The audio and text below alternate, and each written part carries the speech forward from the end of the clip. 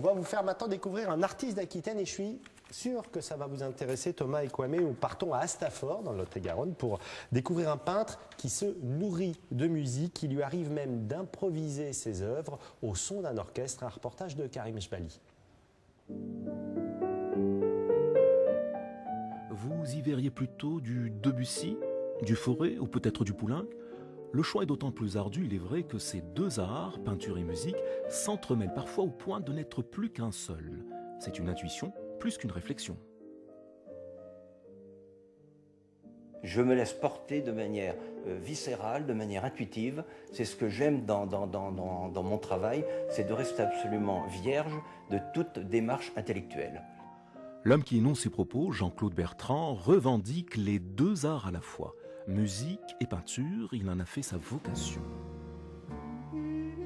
C'est le jazz painting.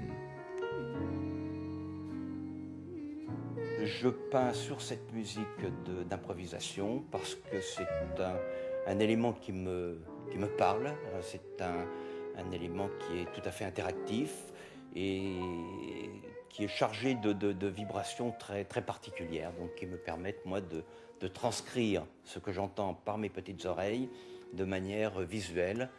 Le grand Archichip lui-même, le maître, improvise ici sur ses tableaux. J'aime beaucoup jouer sur la fragilité de l'instrument, que ce soit un instrument à vent, à cordes. Ce sont des choses que j'essaie de traduire dans la peinture en rajoutant beaucoup de matières différentes. J'incorpore de la cendre, différents types de sciure de bois, j'incorpore de différents types de sable, pour essayer de donner à la peinture une matière, une vibration que je trouve dans ma source musicale.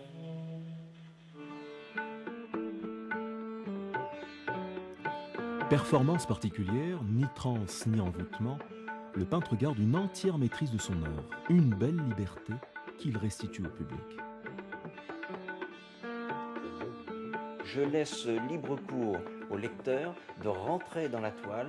Je lui offre ce que j'appelle souvent des chemins de liberté, où il va pouvoir cheminer effectivement dans cette toile, au gré des matières, des couleurs, des rythmes, pour essayer peut-être inconsciemment de retrouver des émotions qu'il a pu ressentir à tel ou tel moment quand il a été en concert ou quand il a écouté un CD, un vinyle, peu importe, donc une œuvre musicale. Il y a du spirituel dans l'art, je le ressens particulièrement de manière très forte. C'est effectivement une nécessité intérieure. Je pense que c'est un besoin inconsciemment ou consciemment peut-être, de laisser une trace.